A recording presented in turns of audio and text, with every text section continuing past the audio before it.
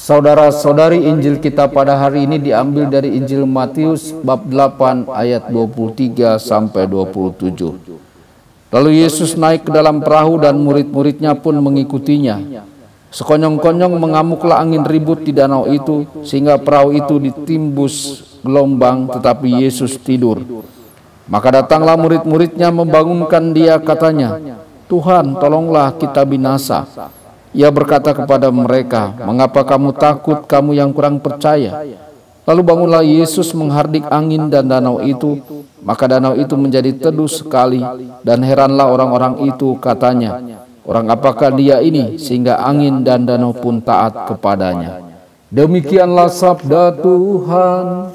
Terpujilah Kristus.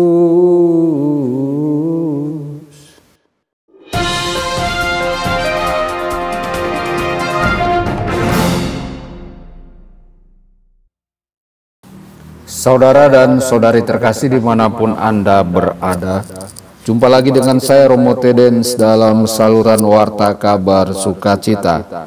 Semoga Anda semua dimanapun berada senantiasa dalam keadaan sehat dan bahagia.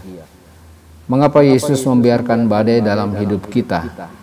Ia tidak membiarkan badai itu datang ketika Ia dan para rasulnya sedang berjalan menyeberangi lautan. Dia menunjukkan dengan jelas kemudian bahwa Dia memiliki kuasa atas kekuatan alam yang bekerja di dalam badai itu.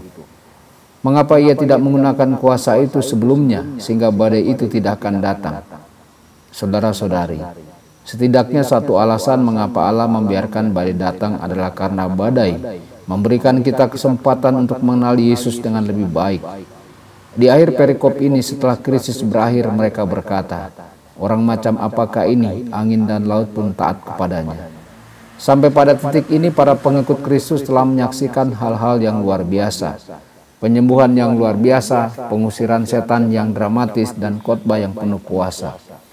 Namun pengalaman ini menunjukkan kepada mereka sisi lain dari ketuhanan Kristus, kuasanya atas kekuatan alam. Pemahaman mereka, pengetahuan mereka tentang Yesus masih memiliki ruang untuk bertumbuh. Mungkin Yesus membiarkan badai ini datang agar mereka dapat mengenalnya dengan lebih baik melalui pengalaman itu dan melalui apa yang Dia tunjukkan pada mereka dalam pengalaman itu. Mungkin itu sebabnya Yesus juga membiarkan badai ada dalam hidup kita juga. Entah bagaimana berada di atas kapal bersama Yesus saat badai mengamuk, memberi kita kesempatan untuk mengenalnya lebih dalam dan dengan demikian mengasihinya lebih dalam lagi. Ketika murid-muridnya membangunkannya, Yesus bertanya, "Mengapa kamu takut, hai kamu yang kurang percaya?" Para murid pasti memandangnya seolah-olah dia sudah gila, atau mungkin mereka saling memandang dengan penuh tanda tanya, bertanya-tanya apakah Tuhan mereka telah kehilangan kepeduliannya. Sejumlah besar pengikut Kristus adalah nelayan yang akrab dengan perahu dan badai. Para navigator yang ahli itu khawatir akan keselamatan mereka di tengah badai itu. "Tuhan, selamatkanlah kami," teriak mereka. "Kami akan binasa."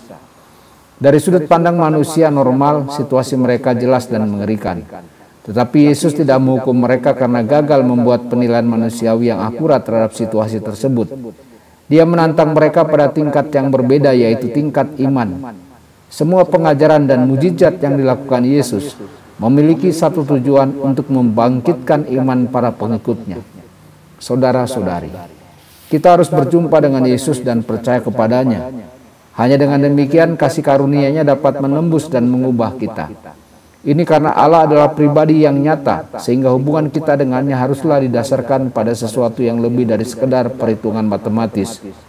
Kita harus menyerahkan nasib kita kepadanya, percaya dan mengandalkannya seperti yang harus kita lakukan dengan teman manapun jika kita ingin persahabatan itu bertumbuh dan berkembang.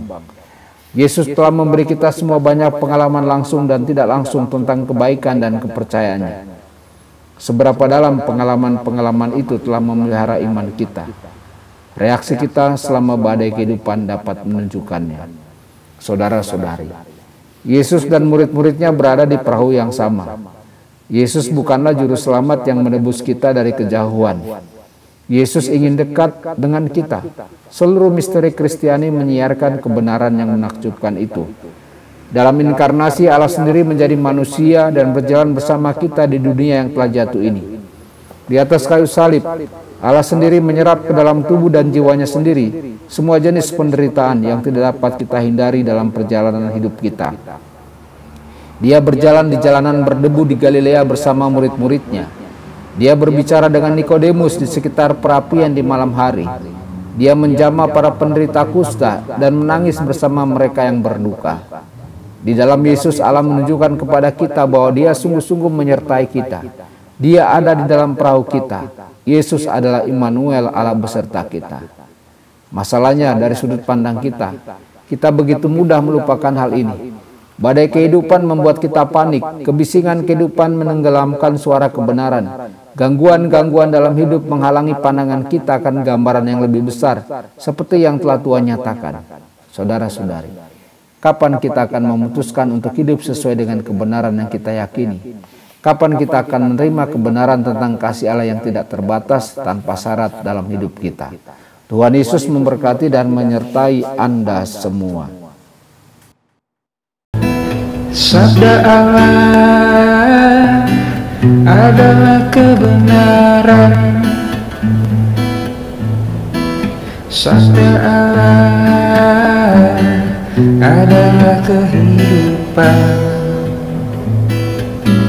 Mari kita mencintainya, mari kita menghayatinya. Ya Tuhan yang ku muliakan, sabda